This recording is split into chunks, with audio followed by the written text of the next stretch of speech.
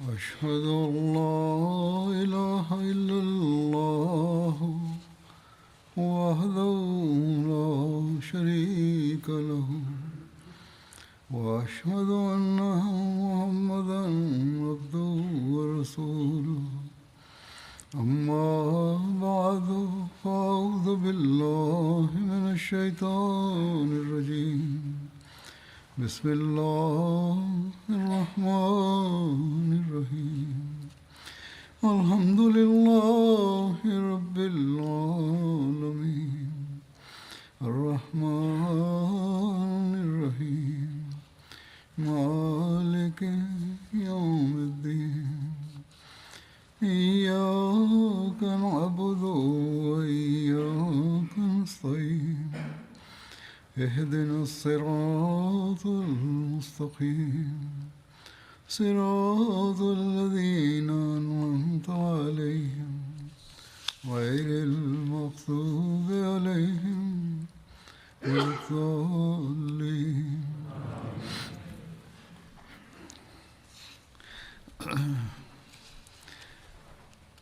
बनु नज़ीर के साथ ബനു നസീറുമായുള്ള യുദ്ധത്തെ സംബന്ധിച്ചാണ് പറഞ്ഞു വന്നിരുന്നത്. അതിൻ്റെ കൂടുതൽ വിശദാംശങ്ങൾ ഇപ്രകാരമാകുന്നു. ഇത് സംബന്ധമായി ഹസ്രത്ത് മിർസ ബഷീർ അഹമ്മദ് സാബ് സീറത്ത് ഖത്മുൻ നബീൻ എന്ന ഗ്രന്ഥത്തിൽ എഴുതുന്നു. തിരുനബി സല്ലല്ലാഹു അലൈഹി വസല്ലം ബനു നദീറിൻ്റെ കോട്ടകൾ ലക്ഷ്യമാക്കി പുറപ്പെട്ടപ്പോൾ മദീന നിവാസികൾക്ക് ഇമാമുസ്സലാത്തായി ഇബ്നു മക്തൂമിനെ നിശ്ചയിക്കുകയുണ്ടായി. അതുപോലെ തിരുനബി സല്ലല്ലാഹു അലൈഹി വസല്ലം സഹാബാക്കളുടെ ഒരു സംഘവുമായി പുറപ്പെടുകയും ബനു നദീറിൻ്റെ പ്രദേശത്തെ ഉപരോധിക്കുകയും ചെയ്തു. ബനു നദീർ അന്നത്തെ യുദ്ധരീതി അനുസരിച്ച് കോട്ടയടിച്ച് സ്വയം ഉപരോധിതരായി ഇരിക്കുകയും ചെയ്തു. ഏറെക്കുറെ ഇതേ അവസരത്തിലാണ് അബ്ദുള്ള ബിൻ ഉബൈ ബിൻ സുലൂലും മദീനയിലെ മറ്റു മുനാഫിക്കീങ്ങളും ബനു നദീറിൻ്റെ മൂപ്പന്മാരോട് ഇപ്രകാരം സന്ദേശം അയച്ചത്: നിങ്ങൾ ഒരു കാരണവശാലും മുസ്ലിങ്ങളോട് സഹകരിക്കരുത്. നിങ്ങളോടൊപ്പം ഞങ്ങളുണ്ട്. നിങ്ങൾക്ക് വേണ്ടി ഞങ്ങൾ യുദ്ധം ചെയ്യുന്നതുമാണ്. എന്നാൽ യുദ്ധം യഥാർത്ഥ നിലയിൽ തുടങ്ങിയപ്പോൾ ബനു നദീറിൻ്റെ പ്രതീക്ഷകളൊക്കെ അസ്ഥാനത്തായി. മുനാഫിക്കീങ്ങൾക്ക് തിരുനബി സല്ലല്ലാഹു അലൈഹി വസല്ലമയ്ക്കെതിരിൽ രണാങ്കണത്തിൽ വരാൻ ധൈര്യമുണ്ടായില്ല. ബനു ഖുറൈളക്കും മുസ്ലിങ്ങൾക്കെതിരിൽ തുറന്ന നിലയിൽ ബനു നദീറിനെ സഹായിക്കാൻ ആർജവമുണ്ടായില്ല. അതേസമയം ഇക്കൂട്ടർ മാനസികമായി അവരോടൊപ്പം ആയിരുന്നു. രഹസ്യമായ നിലയിൽ അവരെ സഹായിക്കുകയും ചെയ്തിരുന്നു. അതേപറ്റി മുസ്ലിങ്ങൾക്ക് അറിവ് ലഭിക്കുകയും ചെയ്തിരുന്നു. ഏതായിരുന്നാലും ബനു നദീർ മുസ്ലിങ്ങളുമായി തുറന്ന പോരിന് വരികയുണ്ടായില്ല. അവർ കോട്ടയടിച്ച് തന്നെ തുടർന്നു, സ്വയം ഉപരോധിതരായി തുടർന്നു. എന്നാൽ അവരുടെ കോട്ടകൾ അക്കാലത്ത് ഉള്ള വളരെ ശക്തമായ കോട്ടകളായിരുന്നു. അതുകൊണ്ട് തന്നെ മുസ്ലിങ്ങൾക്ക് തങ്ങളെ ഒന്നും തന്നെ ചെയ്യാൻ കഴിയില്ലെന്നും അവസാനം അവർ സ്വയം അസ്വസ്ഥരായി ഉപരോധം ഉപേക്ഷിക്കുമെന്നുമാണ് കരുതിയിരുന്നത്. വാസ്തവത്തിൽ അക്കാലത്തെ അവസ്ഥകൾക്കനുസരിച്ച് അത്തരം കോട്ടകളെ കീഴടക്കുന്നത് തീർച്ചയായും വളരെ പ്രയാസഭരിതവും വളരെ ബുദ്ധിമുട്ടേറിയതുമായ കാര്യമായിരുന്നു. ഒരു നീണ്ട കാലത്തെ ഉപരോധം അതിനാവശ്യമായിരുന്നു താനും. ഏതായാലും തിരുനബി സല്ലല്ലാഹു അലൈഹി വസല്ലം അവിടെ എത്തി ബനു നദീറിനോടുള്ള ഉപരോധം തുടർന്നു. ഈ ഉപരോധം 6 ദിവസമായിരുന്നു എന്നും ചില നിവേദനങ്ങൾ പ്രകാരം 15 ദിവസം വരെ നീണ്ടു നിന്നെന്നും വരുന്നു. 20 23 ദിവസങ്ങൾ എന്നുള്ള നിവേദനങ്ങൾ വന്നിട്ടുണ്ട്. ഉപരോധ വേളയിൽ തിരുനബി സല്ലല്ലാഹു അലൈഹി വസല്ലം ഏതാനും മരങ്ങൾ മുറിക്കാനും തീയിടാനും കൽപ്പിക്കുകയുണ്ടായി. യഹൂദികൾ കോട്ടകളിലെ കവാടങ്ങളിലൂടെ അമ്പുകളും കല്ലുകളും മുസ്ലിങ്ങൾക്ക് നേരെ എയ്തുകൊണ്ടിരുന്നു. മരങ്ങൾ അവർക്ക് പ്രതിരോധം തീർക്കുന്ന രീതിയിലും ഒളിത്താവളമെന്ന രീതിയിലുമായിരുന്നു ഉണ്ടായിരുന്നത്. അതായത് ഈ മരങ്ങൾ ഒളിച്ചിരിക്കാൻ പറ്റിയ സ്ഥലമായിരുന്നു. അതുകൊണ്ട് തിരുനബി സല്ലല്ലാഹു അലൈഹി വസല്ലം അബൂ ലൈല മഅദനിയെയും അബ്ദുള്ള ബിൻ സലാമിനെയും പ്രസ്തുത മരങ്ങൾ കത്തിക്കുന്നതിനുള്ള ഉത്തരവാദിത്വം ഏൽപ്പിച്ചു. ഇതൊരു യുദ്ധനീക്കം എന്ന നിലയിലും പ്രതിരോധപരമായ ആവശ്യത്തിൻ്റെ പുറത്തുമായിരുന്നു, അല്ലാതെ തോട്ടങ്ങൾ കത്തി നശിപ്പിക്കാൻ വേണ്ടിയായിരുന്നില്ല. കാരണം ഇസ്ലാമിൽ ഫലവൃക്ഷങ്ങൾ മുറിക്കുന്നത് അനുവദനീയമായിരുന്നില്ല. തുടർന്ന് പറയുന്നു, അബൂ ലൈല മാസിനി അവരുടെ യഹൂദികളുടെ അജ്വ എന്ന ഇനം ഈന്തപ്പനകൾക്ക് തീയിടുകയുണ്ടായി. അബ്ദുള്ള ബിൻ സലാം അജ്വയെ കൂടാതെ മറ്റ് ഈന്തപ്പനകൾക്കും തീയിട്ടിരുന്നു. എന്നാൽ നിവേദനങ്ങളിൽ ഏറ്റവും മോശം ഇനം തരംതാണ ഈന്തപ്പനകളെയാണ് ഈ അഗ്നിക്കിരയാക്കിയത് എന്ന് വന്നിരിക്കുന്നു. അതിന്റെ വിശദീകരണം പിന്നീട് പറയാം. ഏതായാലും ഈ നിവേദനത്തിൽ ഇങ്ങനെ തന്നെയാണ് എഴുതിയിട്ടുള്ളത്. അതിപ്രകാരമാണ് ഹദരത്ത് അബൂ ലൈല പറഞ്ഞു, ഈ മരങ്ങൾ അവരുടെ വിലപിടിച്ച സമ്പത്താകുന്നു. ഇത് തീയിട്ടാൽ അവർക്ക് കൂടുതൽ ദുഃഖമുണ്ടാകുന്നതാണ്. അതായത് യഹൂദികൾ വളരെയധികം ദുഃഖിക്കുന്നതും പ്രയാസപ്പെടുന്നതുമാണ്. കാരണം ഇത് അവരുടെ മൂലധനമാകുന്നു. ഹദരത്ത് അബ്ദുള്ള ബിൻ സലാം പറഞ്ഞു, അള്ളാഹു അവരുടെ സമ്പത്തിനെ തിരുനബി സല്ലല്ലാഹു അലൈഹി വസല്ലമയ്ക്ക് യുദ്ധം മുതലാക്കി മാറ്റുന്നതാണ്, സമരാർജിത സ്വത്താക്കുന്നതാണ്. അബ്ദുള്ള ബിൻ സലാമിന്റെ ഈ വാക്കുകളിൽ നിന്ന് നല്ല ഈന്തപ്പഴങ്ങൾ ഉണ്ടാക്കുന്ന അജ്വ ഈന്തപ്പനകൾ അല്ല മുറിച്ചത്, മറ്റ് മരങ്ങളായിരുന്നു അഗ്നിക്കിരയാക്കിയത് എന്ന് വ്യക്തമാകുന്നുണ്ട്. അദ്ദേഹം പറഞ്ഞു, അജ്വ ഇനം ഈന്തപ്പന ഏറ്റവും നല്ല സമ്പത്താകുന്നു. അത് തിരുനബി സല്ലല്ലാഹു അലൈഹി വസല്ലമിന് പ്രയോജനപ്പെടുന്നതാണ് എന്നാണ് പറയുന്നത്. യഹൂദി സ്ത്രീകൾ തങ്ങളുടെ ഈ മരങ്ങൾക്ക് തീയിടുന്നത് കണ്ടപ്പോൾ അവർ അലമുറ വിളിക്കുകയും വസ്ത്രങ്ങൾ വലിച്ചു കീറാനും മുഖത്ത് അടിക്കാനും തുടങ്ങുകയും ചെയ്തു, നിലവിളിക്കാൻ തുടങ്ങി. തുടർന്ന് യഹൂദികൾ ഉടൻ തന്നെ ഇങ്ങനെ ഒരു സന്ദേശം അയച്ചു, അല്ലയോ മുഹമ്മദ് സല്ലല്ലാഹു അലൈഹി വസല്ലം, താങ്കൾ വലിയ അന്തസ്സും ആഭിജാത്യവുമുള്ള ആളും കലാപങ്ങളെ പൂർണ്ണമായും വിരോധിക്കുന്ന വ്യക്തിയും കലാപങ്ങളെ ഒരു നിലക്കും ഇഷ്ടപ്പെടാത്ത വ്യക്തിയുമാകുന്നു. ഇപ്പോൾ താങ്കൾ തന്നെ ഇത് ചെയ്യുകയാണല്ലോ. എന്നാൽ പറഞ്ഞതുപോലെ വാസ്തവത്തിൽ ഈ മരങ്ങൾ അവർക്ക് ഒളിത്താവളം എന്ന നിലയിൽ പ്രതിരോധത്തിന് പ്രയോജനപ്പെടുകയായിരുന്നു. അതുകൊണ്ട് അവരുടെ ഈ പ്രതിരോധത്തെ ഇല്ലാതാക്കേണ്ടതും അനിവാര്യമായിരുന്നു. അതിലുള്ള ഒരു യുക്തി എന്തെന്നാൽ, കഴിവതും വേഗം ഈ ശക്തി ക്ഷയിപ്പിച്ചു കൊണ്ട് കൂടുതൽ കൊലകളും ഇല്ലാതാക്കേണ്ടിയിരുന്നു. അള്ളാഹുവിന്റെ പ്രത്യേക കൽപ്പന പ്രകാരമാണ് തിരുനബി സല്ലല്ലാഹു അലൈഹി വസല്ലം ഈ മരങ്ങൾ കത്തിക്കാനുള്ള കൽപ്പന നൽകിയെന്നും മനസ്സിലാകുന്നുണ്ട്. യഹൂദികളുടെ ആക്ഷേപത്തിന് മറുപടി നൽകിക്കൊണ്ട് അള്ളാഹു ഇപ്രകാരം പറയുന്നു, മാ ഖതഅതും മിൻ ലീനത്തിൻ ഔ തറക്തുമൂഹ ഖായിമത്തൻ അലാ ഉസൂലിഹ ഫബിഇസ്നില്ലാഹ് വലിയുഖ്സിയൽ ഫാസിഖീൻ. നിങ്ങൾ ഈന്തപ്പന മുറിച്ച് കളയുകയോ അല്ലെങ്കിൽ അവയുടെ മുരടുകളിൽ അവയെ നിൽക്കാൻ വിടുകയോ ചെയ്തിട്ടുണ്ടെങ്കിൽ അത് അള്ളാഹുവിന്റെ കൽപ്പന പ്രകാരമാകുന്നു. അതിന്റെ ഉദ്ദേശം ധിക്കാരികളെ നിന്ദ്യരാക്കി തീർക്കുകയുമാകുന്നു.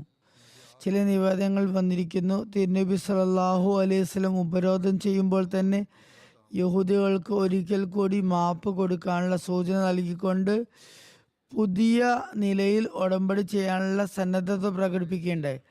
അങ്ങനെ യഹൂദികളോട് പറഞ്ഞു, ഇന്നകുമുല്ലാഹി ലാ തഅമുനൂന ഇന്ദി ഇല്ലാ ബിഅഹദിൻ തുആഹിദൂനി അലൈഹി. നിങ്ങൾ പുതുതായി ഉടമ്പടി ചെയ്യാത്തിടത്തോളം എനിക്ക് നിങ്ങളിൽ യാതൊരു വിശ്വാസവുമില്ല.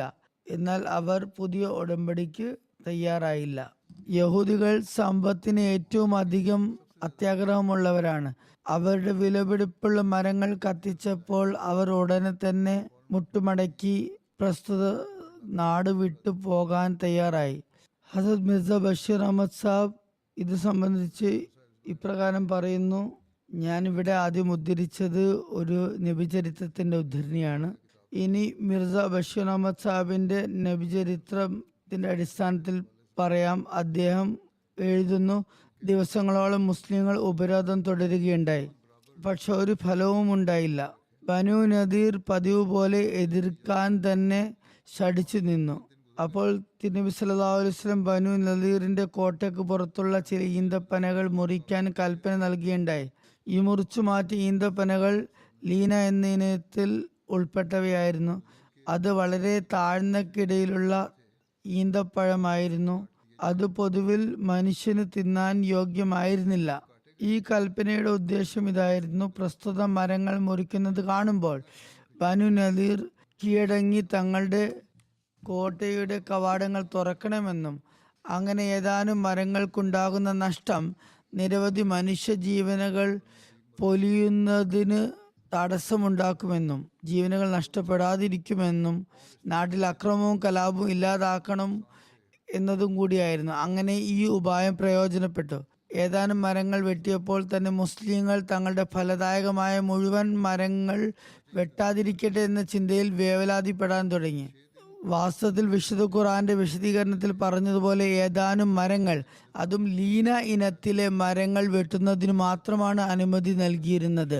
മറ്റു മരങ്ങളെ സംരക്ഷിക്കാൻ കൽപ്പന നൽകുകയും ചെയ്തിരുന്നു.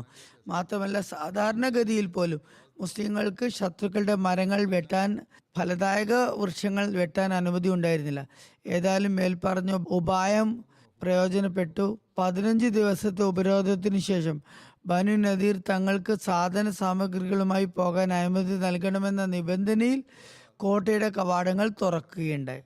ഈ നിബന്ധന നേരത്തെ തിരുനബി സല്ലല്ലാഹു അലൈഹി വസല്ലം തന്നെ അവർക്ക് മുന്നിൽ വെച്ചതായിരുന്നു. നബി സല്ലല്ലാഹു അലൈഹി വസല്ലം ഉദ്ദേശിച്ചിരുന്നത് സമാധാനം സ്ഥാപിക്കുകയായിരുന്നു. മാത്രമല്ല, തിരുനബി സല്ലല്ലാഹു അലൈഹി വസല്ലം മുസ്ലിങ്ങൾക്കുണ്ടാകുന്ന പ്രയാസത്തെയും ഈ യുദ്ധനീക്കത്തിലുണ്ടായ ചെലവുകളെയും അവഗണിച്ചുകൊണ്ട് ബനു നദീറിന്റെ നിബന്ധനകൾ അംഗീകരിക്കുകയുണ്ടായി. ബനു നദീറിനെ സുരക്ഷിതമായി മദീനയിൽ നിന്നും പറഞ്ഞയക്കുന്നതിന് തന്റെ മേൽനോട്ടത്തിൽ സാഹചര്യമൊരുക്കാൻ ഹജറത്ത് മുഹമ്മദ് ബിൻ മസ്ലമയെ ചുമതലപ്പെടുത്തുകയും ചെയ്തു. ഉന്നത നിലവാരത്തിലുള്ള ഈന്തപ്പനകൾ മുറിച്ചിരുന്നില്ല എന്ന് ഹജറത്ത് മിർസ ബഷീർ അഹമ്മദ് സാബ് എഴുതിയിരുന്നത് പോലെ ബുഖാരിയുടെ ഒരു വ്യാഖ്യാനത്തിലും വന്നിട്ടുണ്ട്. ഈ നിവേദനത്തിന്റെ വിശദീകരണത്തിൽ ഇപ്രകാരം വന്നിരിക്കുന്നു: അഗ്നിക്കിരയാക്കിയ ഈന്തപ്പനകൾ ഉന്നത നിലവാരത്തിൽ ഉള്ളവയല്ലായിരുന്നു എന്നാണ് ആദ്യം മനസ്സിലാക്കേണ്ടത്.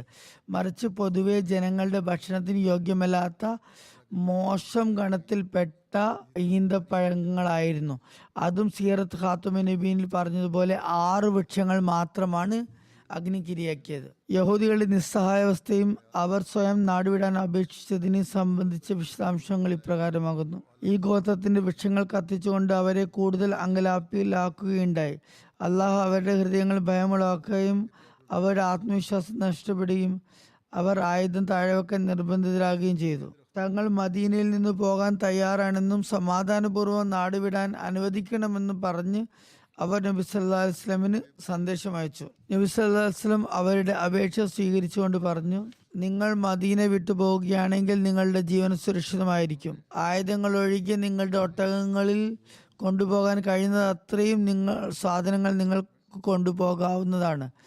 ഇസ്ലാമിനും തിരുനബി സല്ലല്ലാഹു അലൈഹി വസല്ലമയ്ക്കും മേൽ യുദ്ധത്തിന്റെയും നിഷ്ഠൂര ആക്രമണങ്ങളുടെയും യുദ്ധം മുതൽ സ്വരുക്കൂട്ടുന്നതിന്റെയും മറ്റും ആരോപണം ഉന്നയിക്കുന്നവർ തിരുനബി സല്ലല്ലാഹു അലൈഹി വസല്ലമിന് യഹൂദികൾക്ക് മേൽ പൂർണ്ണമായ നിയന്ത്രണാധികാരം കൈവരിച്ചിരുന്നു എന്ന കാര്യം അവർ മനസ്സിലാക്കേണ്ടതുണ്ട്.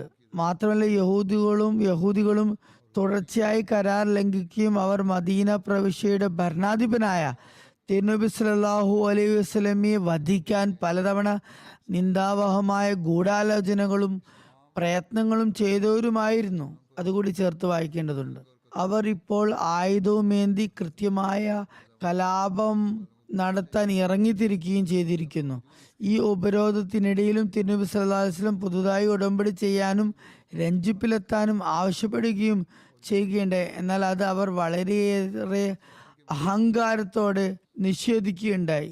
ഇപ്പോൾ അവസാനം തിരുനബി സല്ലല്ലാഹു അലൈഹി വസല്ലം അവരെ കീഴ്പ്പെടുത്തിയപ്പോൾ അവർക്ക് ഏറ്റവും കഠിനമായ ശിക്ഷയായിരുന്നു നൽകേണ്ടിയിരുന്നത്. അത് അനുവദനീയമായിരുന്നു. എന്നാൽ തിരുനബി സല്ലല്ലാഹു അലൈഹി വസല്ലമയുടെ സമാധാന തൽപരതയും രഞ്ജിപ്പും മനുഷ്യകുലത്തോടുള്ള കാരുണ്യത്തിന്റെയും വാത്സല്യത്തിന്റെയും അത്ഭുതാവഹമായ പ്രതാപവും ഉന്നത സ്വഭാവവുമാണ് അവിടെ വെളിപ്പെട്ടത്. തിരുനബി സല്ലല്ലാഹു അലൈഹി വസല്ലം അവർക്ക് സമാധാനപൂർവ്വം പോകാനുള്ള അനുമതി നൽകുകയുണ്ടായി. കാരുണ്യത്തിന്റെ അവസ്ഥ നോക്കുക. ആയുധക്കോപ്പുകൾ ഒഴികെ സാധ്യമായ സാധനങ്ങളൊക്കെ നിങ്ങൾക്ക് കൊണ്ടുപോകാൻ പറ്റുന്ന അത്രയും കൊണ്ടുപോകാനുള്ള അനുമതി നൽകി.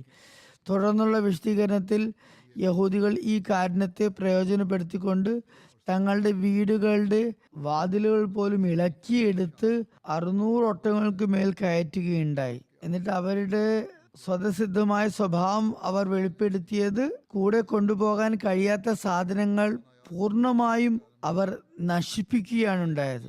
മുസ്ലിങ്ങൾക്ക് ഉപകാരപ്പെടരുത് എന്ന് കരുതിക്കൊണ്ട് മാത്രം അവർ തങ്ങളുടെ വീടുകളുടെ മേൽക്കൂരകളും ചുമരുകളും പൊളിച്ച് തകർത്ത് തരിപ്പണമാക്കുകയുണ്ടായി. വീടുകളൊക്കെ തന്നെ തകർത്ത ശേഷമാണ് അവർ അവിടം വിട്ടു പോയത്. ബനു നദീറിന്റെ നാടുകടത്തലിന് വെച്ച നിബന്ധനകളിൽ ഈ പറയുന്ന കാര്യങ്ങളൊക്കെ കാണാം. അതിൽ ഒന്നാമത്തേത്, ബനു നദീറിലെ യഹൂദികൾ മദീനക്ക് പുറത്ത് എവിടേക്ക് വേണമെങ്കിലും പോകാൻ സ്വതന്ത്രരാണ്. ആദ്യത്തെ കാര്യം ഇതാണ്. ബനു നദീറുകാർക്ക് മദീനയെ വിട്ട്, മദീന അവിടെ ഒഴിവാക്കി എവിടെ വേണമെങ്കിലും പോകാം. അവർക്ക് തങ്ങളുടെ ഇഷ്ടപ്രകാരം എങ്ങോട്ട് വേണമെങ്കിലും പോകാനുള്ള സ്വാതന്ത്ര്യം ഉണ്ടായിരുന്നു. മറ്റൊരു കാര്യം, യഹൂദികൾ മദീന വിട്ടു പോകുമ്പോൾ തികച്ചും നിരായുധരായിരിക്കണം. ആയുധക്കോപ്പുകൾ ഒഴികെ തങ്ങളുടെ ഒട്ടകങ്ങൾക്ക് മേൽ കൊണ്ടുപോകാൻ കഴിയുന്ന അത്രയും സാധന സാമഗ്രികൾ അവർക്ക് കൊണ്ടുപോകാവുന്നതാണ്. 4, യഹൂദികൾ സാധ്യമായത്ര സമ്പത്ത് എടുത്തതിനു ശേഷം ബാക്കിയാകുന്ന അവരുടെ സ്ഥാവര ജംഗമ വസ്തുക്കൾ മുസ്ലിങ്ങളുടെ അധീനതയിൽ വരുന്നതാണ്. നാടുകടത്തുന്നതിന് ഉണ്ടായിരുന്ന മേൽനോട്ടം, യഹൂദികളുടെ ഒഴികഴിവിനുള്ള ശ്രമങ്ങൾ തുടങ്ങിയവയുടെ വിശദീകരണത്തിൽ ഇപ്രകാരം വന്നിരിക്കുന്നു. ബനു നദീറിനെ മദീനയിൽ നിന്ന് നാടുകടത്താനുള്ള ഉത്തരവാദിത്വം ഹദ്രത്ത് മുഹമ്മദ് ബിൻ മസ്ലമ റളിയല്ലാഹു അൻഹുവിനായിരുന്നു ഉണ്ടായിരുന്നത്. ആ സമയത്ത് യഹൂദികൾ മറ്റൊരു ഒഴികഴിവ് പറഞ്ഞു. ഒരുപാട് ആളുകൾ ഇവിടെ ഞങ്ങൾക്ക് കടം തരാനുള്ളതായിട്ടുണ്ട്. പ്രസ്തുത കടം നിശ്ചിത കാലത്തിന് ശേഷം അവർ തിരിച്ചു തരുന്നതാണ്. അതിനെന്താണ് പരിഹാരം? അതായത് അവർക്ക് മദീനയിൽ താമസിക്കാൻ കൂടുതൽ സമയം കിട്ടണമെന്നതായിരുന്നു അവരുടെ ആവശ്യവും അവരുടെ ഉദ്ദേശവും. തിരുനബി സല്ലല്ലാഹു അലൈഹി വസല്ലം പറഞ്ഞു, നിങ്ങൾ അവർക്ക് പലിശ ഒഴിവാക്കി കൊടുത്ത് കടം ഉടനെ തന്നെ തിരികെ വാങ്ങിക്കൊള്ളുക. അതായത് നിങ്ങൾക്ക് കടം തിരികെ വാങ്ങാൻ പറ്റും, പലിശ ഒഴിവാക്കി ഇവിടെ നിന്നും എത്രയും പെട്ടെന്ന് പോകണം. അബു റാഫി സലാം ബിൻ അബി ഹക്കീഖ് ഹദരത്ത് ഉസൈദ് ബിൻ ഹുദൈറിൽ നിന്നും 120 ദീനാർ വാങ്ങാനുണ്ടായിരുന്നു, കടം കൊടുത്തതുണ്ടായിരുന്നു. അതിൽ അയാൾ 40 ദീനാർ പലിശ ഒഴിവാക്കി അതിൻ്റെ യഥാർത്ഥ മൂലധനമായ 80 ദീനാർ വാങ്ങുകയുണ്ടായി. ഇതേ രീതിയിൽ മറ്റു പലരും ചെയ്തിട്ടുണ്ടാകും. തിരുനബി സല്ലല്ലാഹു അലൈഹി വസല്ലം നാട് വിട്ടു പോകുന്നതിനുള്ള നിബന്ധനകൾ പ്രഖ്യാപിച്ചപ്പോൾ അബു റാഫി സലാം ബിൻ അബി ഹുഖൈഖ് ഹുയ് ബിൻ അഖ്തബിനോട് പറഞ്ഞു, നിനക്ക് നാശമുണ്ടാകട്ടെ. ഇപ്പോൾ ഉള്ളതിനേക്കാൾ മോശം സ്ഥിതി വരുന്നതിന് മുമ്പ് ഇസ്ലാം സ്വീകരിക്കൂ. ഹുയ് പറഞ്ഞു, ഇതിനേക്കാൾ മോശം അവസ്ഥ ഇനി എന്ത് വരാനാണ്? അബു റാഫി പറഞ്ഞു, നമ്മുടെ ഭാര്യ മക്കളെ ബന്ദികളാക്കുകയും നമ്മുടെ യോദ്ധാക്കളെ വധിക്കുകയും നമ്മുടെ സമ്പത്തുകൾ മുസ്ലിങ്ങൾ പിടിച്ചെടുക്കുകയും ചെയ്യുന്നതാണ്. ഇന്ന് സമ്പത്ത് ഒഴിവാക്കി ജീവൻ രക്ഷിക്കാൻ എളുപ്പമാണ്. നമ്മൾ എന്തെങ്കിലും കുഴപ്പം കാണിച്ചാൽ അതിന്റെ പരിണിതി കൊലയും കൽത്തുറങ്ങുമായിരിക്കും. ഹോയി 1-2 ദിവസം ഈ തീരുമാനത്തെ പറ്റി ചിന്തിച്ചുകൊണ്ടിരുന്നു. യാമീൻ ബിൻ ഉമേറും അബു സയ്യിദ് ബിൻ വഹബും അയാളുടെ ഈ അസ്വസ്ഥത കണ്ടപ്പോൾ, ആശയക്കുഴപ്പം കണ്ടപ്പോൾ അവർ പരസ്പരം പറഞ്ഞു, തീർച്ചയായും മുഹമ്മദ് സല്ലല്ലാഹു അലൈഹി വസല്ലം അള്ളാഹുവിൻ്റെ റസൂലാണെന്ന് നിങ്ങൾക്ക് അറിയാമെന്നിരിക്കെ ഇനി എന്തിനാണ് കാത്തിരിക്കുന്നത്? നമുക്ക് മുസ്ലിങ്ങളാകാം. അങ്ങനെ നമ്മുടെ സമ്പത്തും ജീവനും സുരക്ഷിതമാകുകയും ചെയ്യും. അങ്ങനെ അവർ രണ്ടുപേരും രാത്രിയുടെ അന്ധകാരത്തിൽ തങ്ങളുടെ കോട്ടയിൽ നിന്നും പുറപ്പെട്ടു ഇസ്ലാമിക സൈന്യത്തിൻ്റെ അടുക്കലെത്തി. അവിടെ വെച്ച് അവർ ഇസ്ലാം മതം സ്വീകരിച്ചുകൊണ്ട് തങ്ങളുടെ ജീവനും സമ്പത്തും സുരക്ഷിതമാക്കുകയുണ്ടായി. ഇങ്ങനെ അവർ രണ്ടുപേരും സുരക്ഷിതരായി. യാമീൻ ബിൻ ഉമേർ പിന്നീട് വളരെ ആത്മാർത്ഥനായ സഹാബിയായി മാറി.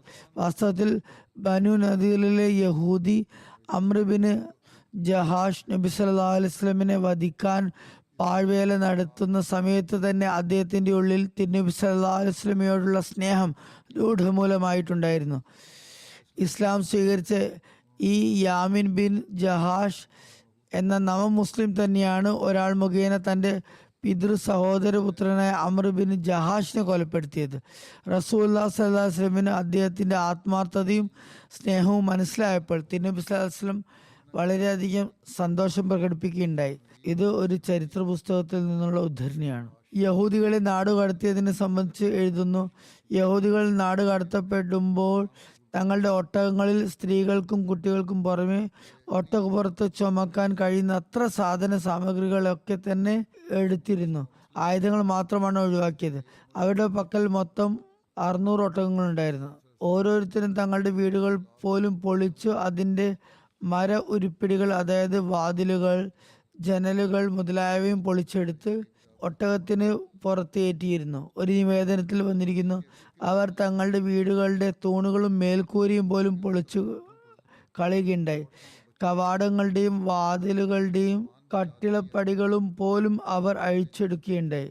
അടുപ്പുകൾ പോലും ഇളക്കിക്കൊണ്ടുകയുണ്ടായി. മുസ്ലിങ്ങളോടുള്ള അസൂയയും രോഷവും കാരണം തങ്ങൾ പോയ ശേഷം മുസ്ലിങ്ങൾ അവിടെ താമസിക്കരുതെന്ന ലക്ഷ്യത്തോടെ തങ്ങളുടെ വീടുകളുടെ ചുമരുകൾ പോലും അവർ പൊളിക്കുകയുണ്ടായി.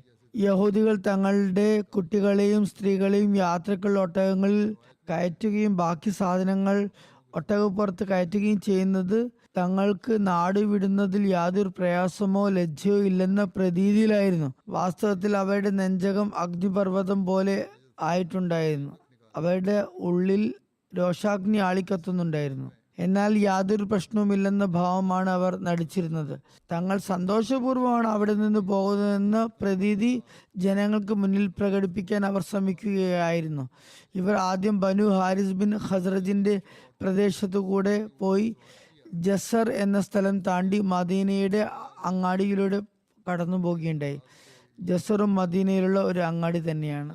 ഏതായാലും അവർ തങ്ങളുടെ സ്ത്രീകളെ അണിച്ചൊരുക്കി പല്ലക്കുകളിലിരുത്തി ഒട്ടകങ്ങളിൽ യാത്രയാക്കുകയും അതോടൊപ്പം പാട്ടും വാദ്യഘോഷങ്ങളും അവരുടെ നർത്തകിമാർ നൃത്യനിത്യങ്ങളിൽ വ്യാപൃതരുമായിരുന്നു. അവർ ആളുകൾ തങ്ങളുടെ സമ്പത്തും മുതലുകളും കണ്ട് അസൂയപ്പെടണമെന്ന ആഗ്രഹത്തിൽ അതെല്ലാം പ്രദർശിപ്പിക്കുകയായിരുന്നു. അബൂ റാഫി സ്വർണവും വെള്ളിയും നിറച്ച തുകൽ സഞ്ചി കൂടെ കൂടെ ഉയർത്തിക്കൊണ്ട് അത് കുലുക്കിക്കൊണ്ട് തങ്ങൾ ഇത്തരം അവസ്ഥകളെ നേരിടാനും വിജയം കൈവരിക്കാനും വേണ്ടി കരുതിയതാണെന്ന് പറയുന്നുണ്ടായിരുന്നു. അവർ പോകുന്ന അവസ്ഥ ഇങ്ങനെയായിരുന്നു. അതായത് ഗാനങ്ങൾ ആലപിക്കുകയും പുല്ലാങ്കുഴൽ മീട്ടുകയും വികാരങ്ങൾ വ്രണപ്പെടുത്തുന്ന ഇരടികൾ ചൊല്ലുകയും നൃത്തം വെക്കുകയും ചെയ്തിരുന്നു. എന്നാൽ തിരുനബി സല്ലല്ലാഹു അലൈഹി വസല്ലം അവരുടെ അല്പത്തരത്തെ അവഗണിക്കുകയാണ് ഉണ്ടായത്. അതെല്ലാം കണ്ടെങ്കിലും അതൊന്നും ശ്രദ്ധിച്ചില്ല. അവർക്ക് മറ്റേതെങ്കിലും സമൂഹമായിട്ടാണ് ഏറ്റുമുട്ടേണ്ടി വന്നിരുന്നതെങ്കിൽ അവർക്ക് ഇതിൻ്റെ ഫലമായി അവരുടെ ചെയ്തികൾ കാരണം നാണം മറക്കാനുള്ള ഉടുതുണി പോലും കിട്ടില്ലായിരുന്നു. ഒന്നും കൊണ്ടുപോകാനുള്ള അനുമതി കൊടുക്കാതെയുള്ള ശിക്ഷയായിരുന്നു അവർ അർഹിച്ചിരുന്നത്. അത് അവരുടെ രീതിയും അവരുടെ പെരുമാറ്റവും അവരുടെ പ്രവർത്തനങ്ങളും അവർക്ക് ഒന്നും കിട്ടാനുള്ള യോഗ്യത ബാക്കിയുണ്ടാക്കിയിരുന്നില്ല. എന്നാൽ തിരുനബി സല്ലല്ലാഹു അലൈഹി വസല്ലമിന്റെ പൊറുമയും കരുണയുമാണ് അവരുടെ ചെയ്തികളെ അവഗണിക്കാൻ ഇടയാക്കിയത്. ബനു നദീറിന്റെ പുതിയ വാസസ്ഥലം എവിടെയായിരുന്നു എന്നതിനെ കുറിച്ച് എഴുതുന്നു. ബനു നദീറിന് രാജ്യഭ്രഷ്ട് കൽപ്പിച്ചപ്പോൾ മുഴുവൻ അറേബ്യൻ ദ്വീപിൽ നിന്നും വിട്ടുപോകേണ്ട കാര്യമുണ്ടായിരുന്നില്ല. മദീനയിൽ നിന്ന് പോകുക മാത്രമേ വേണ്ടിയിരുന്നുള്ളൂ. മദീനയിൽ നിന്ന് മാത്രമാണ് അവരെ പുറത്താക്കിയിരുന്നത്. അതിനു പുറമെ എവിടെ വേണമെങ്കിലും അവർക്ക് താമസമാക്കാമായിരുന്നു, അധിവസിക്കാമായിരുന്നു. അങ്ങനെ അവരിൽ കുറച്ചു പേർ ഷ്യാമിലെ അസിരിയാത്ത് എന്ന സ്ഥലത്തേക്ക് പോയി. ഭൂരിപക്ഷം ആളുകളും ഖൈബറിലേക്കാണ് പോയത്. ഖൈബർ മദീനയിൽ നിന്ന് ഏകദേശം 96 മൈൽ ദൂരത്തെയാണ് സ്ഥിതി ചെയ്യുന്നത്. ഈ ദ്വീപ് പോലുള്ള പ്രദേശം അറേബ്യയിൽ അഭയം തേടിയെത്തിയ യഹൂദികളുടെ വലിയൊരു കേന്ദ്രവുമായിരുന്നു. അവിടെ അവരുടെ ആയുധധാരികളായ 10,000 യുദ്ധഭടന്മാരുണ്ടായിരുന്നു. കൂടാതെ അവിടെ യഹൂദികളുടെ നിരവധി കോട്ടകളും ഉണ്ടായിരുന്നു. ഈ പ്രദേശം കാർഷികമായും സമ്പന്നമായിരുന്നു. അറേബ്യൻ ഉപദ്വീപിലെ എല്ലാ യഹൂദികളും ബനു നദീറിന്റെ നേതൃത്വം അംഗീകരിച്ചിട്ടുമുണ്ടായിരുന്നു. കാരണം അവർ തങ്ങളെ ഹജറത്ത് ഹാറൂൻ അലൈഹി ഇസ്ലാമിന്റെ സന്താന പരമ്പരയായി ആയിരുന്നു പറഞ്ഞിരുന്നത്. കൂടാതെ ബനു നദീർ സമ്പന്നരും വളരെ കൂർമ്മ ബുദ്ധിക്ക് ഉടമകളുമായിരുന്നു. അതുകൊണ്ട് തന്നെ ഇവർ ഖൈബറിലേക്ക് പോയപ്പോൾ അവിടെ യഹൂദികളുടെ ശക്തിയും ബലവും വർദ്ധിക്കുകയുണ്ടായി. അവരിൽ ബനു നദീറിലെ മൂപ്പന്മാരായ ഹുയ് ബിൻ അഖ്തബ്, സലാം ബിൻ അബി ഹുഖൈഖ്, കിനാന ബിൻ റബി മുതലായവർ ഉണ്ടായിരുന്നു. ഖൈബറിലെ യഹൂദികൾ യുദ്ധ നിപുണതയിൽ വ്യതിരിക്തരും മേൽക്കോയ്മയുള്ളവരുമായിരുന്നു. യുദ്ധ സംബന്ധമായി ഖൈബറിലെ ആളുകൾ വലിയ നിപുണരായിരുന്നെങ്കിൽ ബനു നദീർ യഹൂദികൾ യുദ്ധത്തെ അപേക്ഷിച്ച് രാഷ്ട്രതന്ത്രപരമായ ഉൾക്കാഴ്ചയിൽ മുൻപന്തിയിലായിരുന്നു. രാഷ്ട്രതന്ത്രത്തിൽ ബനു നദീറുകാർ വളരെ സമർത്ഥരായിരുന്നു. ഖൈബറിൽ കാൽവെച്ചതും അവർ അതായത് ബനു നദീർ വളരെ എളുപ്പത്തിൽ തങ്ങളെ ഭരണ നേതൃത്വത്തിൽ പ്രതിഷ്ഠിക്കുകയുണ്ടായി. അതിന്റെ ഫലമായി ഖൈബർ മുസ്ലിങ്ങളെ സംബന്ധിച്ച് ഒരു യുദ്ധ കേന്ദ്രമായി മാറുകയും ചെയ്തു. ബനു നദീറിലെ യഹൂദികളോടൊപ്പം അൻസാറിലെ വ്യക്തികളുടെ മക്കൾ പോകുന്നത് സംബന്ധമായും വിവരണത്തിൽ വന്നിട്ടുണ്ട്. ബനു നദീറിലെ കുറച്ച് ആളുകൾ ഷാമിലെ അസ്രിയാത്ത് എന്ന സ്ഥലത്തേക്കാണ് പോയത്. ഈ യഹൂദികളുടെ കൂട്ടത്തിൽ ചില അൻസാർ മുസ്ലിങ്ങളുടെ ആൺമക്കളും ഉണ്ടായിരുന്നു. അതിനുള്ള കാരണം ഏതെങ്കിലും അൻസാർ സ്ത്രീയുടെ ആൺമക്കൾ ജീവിച്ചിരിപ്പില്ലായിരുന്നെങ്കിൽ ആൺമക്കളില്ലാത്ത അവസ്ഥയിൽ ഇസ്ലാമിന് മുമ്പ് അവരിലുണ്ടായിരുന്ന സമ്പ്രദായം പ്രസ്തുത സ്ത്രീ തൻ്റെ മകൻ ജീവനോടെ അവശേഷിക്കുകയാണെങ്കിൽ അത് അവനെ യഹൂദിയാക്കും എന്ന നേർച്ച നേരുന്ന ഒരു സമ്പ്രദായം ഉണ്ടായിരുന്നു. അങ്ങനെ പല അൻസാറുകളുടെയും ആൺമക്കൾ യഹൂദികളായിട്ടുണ്ടായിരുന്നു. ബനു നദീറിലെ ആളുകളെ നാട് കടത്താൻ തുടങ്ങിയപ്പോൾ ഈ കുട്ടികളുടെ പിതാക്കന്മാർ തങ്ങളുടെ മക്കളെ അവരോടൊപ്പം വിടുകയില്ലെന്ന് പറയുകയുണ്ടായി. ആ സന്ദർഭത്തിൽ അള്ളാഹു അവരെ സംബന്ധിച്ച് ലാ ഇക്റാഹ ഫിദ്ദീൻ, ദീനിന്റെ കാര്യത്തിൽ ബലപ്രയോഗമില്ല എന്ന് വഹി ഇറക്കിയതായി സീറത്തുൽ ഹാലബിയയിൽ രേഖപ്പെടുത്തിയിട്ടുണ്ട്. ഹസരത് മിർസ ബഷീർ അഹമ്മദ് സാബും ഇത് സംബന്ധമായി എഴുതുന്നു. ബനു നദീർ വലിയ പ്രൗഢിയോടെ തങ്ങളുടെ എല്ലാ സാധന സാമഗ്രികളും എത്രത്തോളം എന്നാൽ സ്വന്തം ഭവനങ്ങൾ സ്വകരങ്ങളാൽ പൊളിച്ചു മാറ്റി അതിൻ്റെ വാതിലുകളും കട്ടിളകളും ഉരുപ്പടികളും എല്ലാം പിഴുതെടുത്ത് കൂടെ കൊണ്ടുപോവുകയുണ്ടായി. എഴുതുന്നു, ഇവർ മദീനയിൽ നിന്ന് വലിയ ആഘോഷപൂർവ്വം ഘോഷയാത്രയായി പോകുന്നത് പോലെയാണ്, കല്യാണ പാർട്ടി പോകുന്നത് പോലെയാണ് പോയത്. അതേസമയം അവരുടെ യുദ്ധസാമഗ്രികളും സ്ഥാവര ജംഗമസ്തുക്കൾ അതായത് തോട്ടങ്ങളും മറ്റും മുസ്ലിങ്ങളുടെ കൈകളിലായി. ഈ സമ്പത്ത് പ്രത്യക്ഷത്തിൽ യാതൊരു യുദ്ധവും കൂടാതെ കിട്ടിയതായിരുന്നു. അതുകൊണ്ട് ഇസ്ലാമിക ശരീഅത്ത് അനുസരിച്ച് അതിൻ്റെ വിതരണം പൂർണ്ണമായും തിരുനബി സല്ലല്ലാഹു അലൈഹി വസല്ലമയുടെ കൈകളിലായിരുന്നു. തിരുനബി സല്ലല്ലാഹു അലൈഹി വസല്ലം ഈ സമ്പത്ത് അധികവും ദരിദ്രരായ മുഹാജിരീങ്ങൾക്കിടയിലാണ് വിതരണം ചെയ്തിരുന്നത്. അവരുടെ ഉപജീവനത്തിലുള്ള ഭാരം തുടക്കത്തിൽ ഉണ്ടാക്കിയ സഹോദര്യ ഉടമ്പടിയുടെ മുആഖാത്തിന്റെ അടിസ്ഥാനത്തിൽ അൻസാറുകളുടെ സമ്പത്തിൽ തന്നെ തുടർന്നു വരികയായിരുന്നു. അങ്ങനെ നേരിട്ട് അൻസാറുകളും ഈ യുദ്ധം മുതലിൽ നിന്നും ഭാഗമാക്കുകയുണ്ടായി. സഹാബിയായ മുഹമ്മദ് ബിൻ മസ്ലമയുടെ മേൽനോട്ടത്തിൽ ബനു നദീർ മദീനയിൽ നിന്ന് യാത്ര പുറപ്പെട്ടപ്പോൾ ചില അൻസാറുകൾ ചിലരെ അവരോടൊപ്പം പോകുന്നതിൽ നിന്ന് തടയാൻ ആഗ്രഹിച്ചിരുന്നു. അവർ വാസ്തവത്തിൽ അൻസാറുകളുടെ മക്കളായിരുന്നു. പക്ഷെ അൻസാറുകൾ ചെയ്ത നേർച്ച കാരണം അവർ യഹൂദികളായിട്ടുണ്ടായിരുന്നു.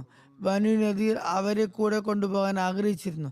എന്നാൽ അൻസാറുകളുടെ ആവശ്യം ഇസ്ലാമിക അധ്യാപനമായ ലാ ഇക്റാഹ ഫിദ്ദീൻ, മതത്തിൽ ബലപ്രയോഗമില്ല എന്നതിന് നിരക്കാത്തതായതിനാൽ നബി സല്ലല്ലാഹു അലൈഹി വസല്ലം മുസ്ലിങ്ങൾക്കെതിരിൽ യഹൂദികൾക്ക് അനുകൂലമായ വിധി പുറപ്പെടുവിക്കുകയുണ്ടായി.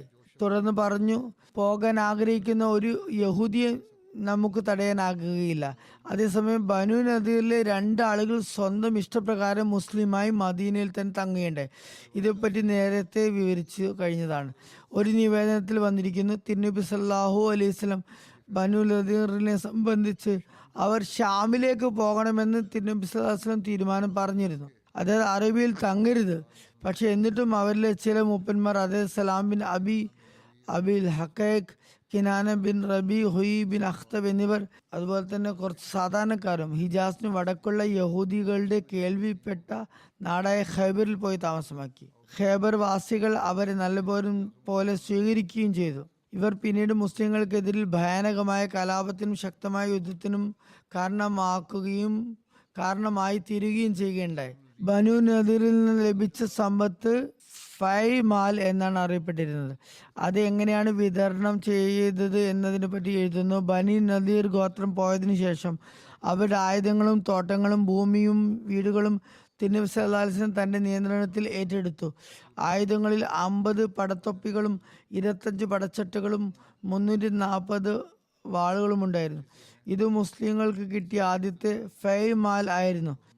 കാഫിര്യങ്ങളിൽ നിന്ന് യുദ്ധം കൂടാതെ കിട്ടുന്ന സമ്പത്തിനാണ് ഫൈമാൽ എന്ന് പറയുന്നത്.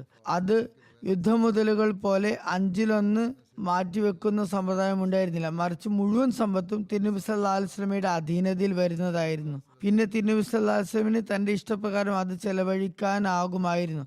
ബനു നദീറുമായി യുദ്ധം ചെയ്യേണ്ട ആവശ്യം തന്നെ വന്നില്ല. മറിച്ച് അള്ളാഹു തന്റെ നബിയുടെ ആദരയുക്തമായ ഭയം അവരുടെ ഉള്ളിൽ ഉളവാക്കി. വീരപ്രതാപം അവരുടെ മനസ്സിനെ കീഴ്പ്പെടുത്തുകയുണ്ടായി. അങ്ങനെ അള്ളാഹു തൻ്റെ റസൂലിനെ അവരുടെ സമ്പത്തിന് അവകാശിയാക്കുകയും ചെയ്തു. ഇത്തരം സമ്പത്തിനെ ഫേ എന്ന പേരിലാണ് വിളിക്കാറുള്ളത്. മുസ്ലിങ്ങൾ നന്മയുടെ മാർഗത്തിൽ ചെലവഴിക്കുന്നതിന് വേണ്ടി പ്രസ്തുത മുഴുവൻ സ്വത്തും തിരുനബി സല്ലല്ലാഹു അലൈഹി വസല്ലം മുസ്ലിങ്ങൾക്ക് വീതിച്ച് നൽകുകയുണ്ടായി. ഇത് സംബന്ധിച്ച് അള്ളാഹു പറയുന്നു, വമാ ആഫാ അല്ലാഹു അലാ റസൂലിഹി മിൻഹും ഫമാ ഔജഫ്തും അലൈഹി മിൻ ഖൈലിൻ വല റികാബിൻ വലാകിന്നല്ലാഹ യുസല്ലിതു റുസുലഹു അലാ മൻ യശാഉ വല്ലാഹു അലാ കുല്ലി ഷൈഇൻ ഖദീർ. അള്ളാഹു അവരുടെ സമ്പത്തിൽ നിന്ന് തൻ്റെ ദൂതന് യുദ്ധം മുതൽ നൽകിയതിന് നിങ്ങൾ കുതിരകളെയോ ഒട്ടകങ്ങളെയോ ഓടിച്ചിട്ടില്ല, അതായത് യുദ്ധം ചെയ്തിട്ടില്ല. പക്ഷെ അള്ളാഹു തൻ്റെ ദൂതന്മാരെ താൻ ഉദ്ദേശിക്കുന്നവരുടെ മേൽ അധികാരികളാക്കുന്നു. അള്ളാഹു താൻ ഉദ്ദേശിക്കുന്ന എല്ലാ കാര്യത്തിനും പൂർണ്ണമായും കഴിവുള്ളവനാകുന്നു. ഇവിടെ അൻസാറുകളുടെ ആശ്ചര്യാവഹമായ അസൂയാർഹമായ സ്നേഹത്തിൻ്റെയും ത്യാഗത്തിൻ്റെയും മാതൃകയും ഇവിടെ കാണാൻ സാധിക്കും. തിരുനബി സല്ലല്ലാഹു അലൈഹി വസല്ലം ഫൈമാൽ വീതം വെക്കുമ്പോൾ അത് സാബിത് ബിൻ ഖൈസ് ബിൻ ഷിമാസിനോട് പറഞ്ഞു, എനിക്ക് മുന്നിൽ നിങ്ങളുടെ ഗോത്രക്കാരെ മുഴുവനും കൊണ്ടുവരിക. അദ്ദേഹം ചോദിച്ചു, യാ റസൂലല്ലാഹ്, ഖസ്റജ് ആണോ? സല്ലല്ലാഹു അലൈഹി വസല്ലം. തിരുനബി സല്ലല്ലാഹു അലൈഹി വസല്ലം പറഞ്ഞു, എല്ലാ അൻസാറുകളെയും വിളിക്കുക. അങ്ങനെ അദ്ദേഹം തിരുനബി സല്ലല്ലാഹു അലൈഹി വസല്ലം മുന്നിൽ ഔസ് ഖസ്റജ് ഗോത്രക്കാരെ വിളിച്ചു കൂട്ടി. തിരുനബി സല്ലല്ലാഹു അലൈഹി വസല്ലം അള്ളാഹുവിൻ്റെ സ്തുതികീർത്തനത്തിന് ശേഷം അൻസാറുകൾ മുഹാജിരിങ്ങളോട് ചെയ്ത സൽപെരുമാറ്റത്തെ പറ്റി പരാമർശിച്ചുകൊണ്ട്, അതായത് അൻസാറുകൾ മുഹാജിരിങ്ങളോട് കാണിച്ച സൽപെരുമാറ്റത്തെ അനുസ്മരിച്ച ശേഷം അൻസാറുകളോട് പറഞ്ഞു, ബനു നദീറിൽ നിന്ന് ലഭ്യമായ ഫെയ്മാൽ നിങ്ങൾക്കും മുഹാജിരിങ്ങൾക്കും ഇടയിൽ വിതരണം ചെയ്യണമെന്നാണ് നിങ്ങൾ ആഗ്രഹിക്കുന്നതെങ്കിൽ മുഹാജിരിങ്ങൾ നിങ്ങളുടെ വീടുകളിൽ തന്നെ കഴിയുകയും നിങ്ങളുടെ സമ്പത്തിൻ്റെ ഉടമസ്ഥരായി തുടരുന്നതുമാണ്. ഇനി നിങ്ങൾ ആഗ്രഹിക്കുകയാണെങ്കിൽ ഞാനിത് മുഹാജിരിങ്ങളിൽ വിതരണം ചെയ്യുകയാണെങ്കിൽ അവർ നിങ്ങളുടെ വീടുകളിൽ നിന്ന് ഒഴിഞ്ഞു പോകുന്നതാണ്.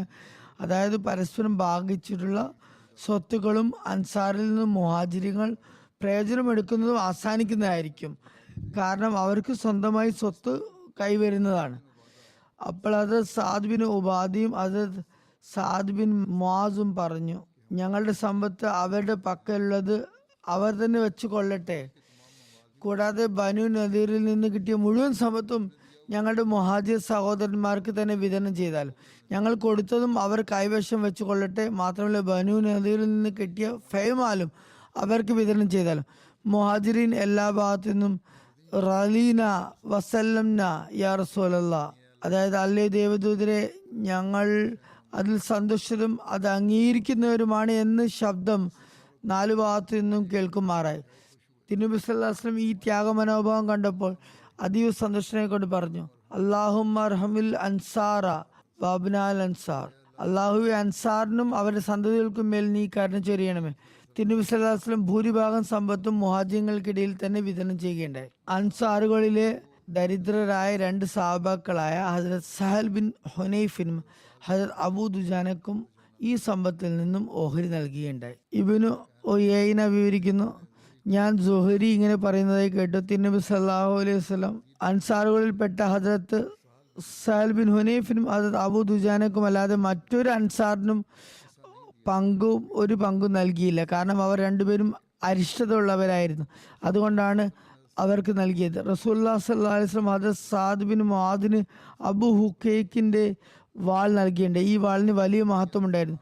തിരുനബി സല്ലല്ലാഹു അലൈഹി വസല്ലം ബാക്കി വന്ന സമ്പത്ത് ദരിദ്രരായ ആളുകൾക്കിടയിൽ വിതരണം ചെയ്തു. കുറച്ച് തൻ്റെ, അതായത് തിരുനബി സല്ലല്ലാഹു അലൈഹി വസല്ലം പരിശുദ്ധ സഹധർമ്മിണിമാരുടെ ചെലവിലേക്ക് മാറ്റിവെച്ചു. ഒരു നിവേദനത്തിൽ പറയുന്നു, നബി സല്ലല്ലാഹു അലൈഹി വസല്ലം ബനു നദീറിന്റെ തോട്ടങ്ങളിൽ നിന്ന് ലഭിച്ച ധാന്യത്തിൽ നിന്ന് തൻ്റെ സഹധർമ്മിണിമാർക്കുള്ള ഒരു വർഷത്തേക്കുള്ള ചെലവ് നൽകുകയുണ്ടായി. അതായത് തൻ്റെ ഭാര്യമാർക്കുള്ള ചെലവ് നൽകുകയും ബാക്കി തുക ജിഹാദിനുള്ള തയ്യാറെടുപ്പിന് നൽകുകയും ചെയ്തു. ദരിദ്രർക്കും അശരണർക്കുമുള്ള സഹായം ഈ സമ്പത്തിൽ നിന്നാണ് ചെയ്തിരുന്നത്. ബനു നദീറിന് 7 തോട്ടങ്ങളുണ്ടായിരുന്നു. അതിന്റെ മേൽനോട്ടത്തിന് സ്വതന്ത്രനാക്കപ്പെട്ട അടിമയായ ഹദരത്ത് അബു റാഫീനെ നിയമിക്കുകയുണ്ടായി. അതായത് അദ്ദേഹമായിരുന്നു അവയുടെ മാനേജർ. ഈ തോട്ടങ്ങളുടെ പേര് ഇപ്രകാരമായിരുന്നു: മിസ്അബ്, സാഫിയ, ദലാൽ, ഹസ്ന, ബർക്ക, അവ്വാഫ്, മഷ്റബ്, ഉമ്മ ഇബ്രാഹിം. ഏതായാലും ഇവിടെ ബനു നദിർ ഖസ്വ യുദ്ധം അവസാനിക്കുകയാണ്. ഇനി ഇൻഷാല്ല മറ്റ് ഖസവകളെക്കുറിച്ച് യുദ്ധങ്ങളെക്കുറിച്ച് പരാമർശിക്കുന്നതാണ്. പാകിസ്ഥാനിലെ അഹമ്മദികൾക്ക് വേണ്ടി ദുആ ചെയ്തുകൊണ്ടിരിക്കുക. അവിടെയുള്ള അവസ്ഥകൾ നന്നാകാൻ വേണ്ടി ദുആ ചെയ്തുകൊണ്ടിരിക്കുക. അള്ളാഹു അവിടെയുള്ള പൊതുവായ സമാധാനത്തിൻ്റെ അവസ്ഥയും നന്നാക്കുമാറാകട്ടെ, മെച്ചപ്പെടുത്തുമാറാകട്ടെ. അഹമ്മദികളെ തൻ്റെ സംരക്ഷണ വലയത്തിൽ വെക്കുമാറാകട്ടെ. ലോകത്ത് മുസ്ലിങ്ങളുടെ പൊതുവായ അവസ്ഥയ്ക്ക് വേണ്ടിയും ദുആ ചെയ്യുക. ഇവർക്കും കാലത്തിൻ്റെ ഇമാമിനെ അംഗീകരിച്ചുകൊണ്ട് തങ്ങളുടെ അന്തസ്സും ആഭിജാത്യവും വീണ്ടെടുക്കാൻ അവർക്ക് അള്ളാഹു തൗഫീഖ് നൽകുമാറാകട്ടെ. ലോകത്ത് പൊതുവെ യുദ്ധസമാനമായ സാഹചര്യമാണ് ഉണ്ടായിക്കൊണ്ടിരിക്കുന്നത്. അക്കാര്യത്തിന് വേണ്ടി ദുആ ചെയ്യുക. ലോകം ഈ യുദ്ധം എന്തായാലും ഉണ്ടാകുമെന്ന നിലയിലേക്കാണ് പോയിക്കൊണ്ടിരിക്കുന്നത്. അള്ളാഹു എല്ലാ അഹമ്മദികളെയും എല്ലാ നിരപരാധികളെയും എല്ലാ ദ്രോഹത്തിൽ നിന്നും സംരക്ഷിക്കുമാറാകട്ടെ.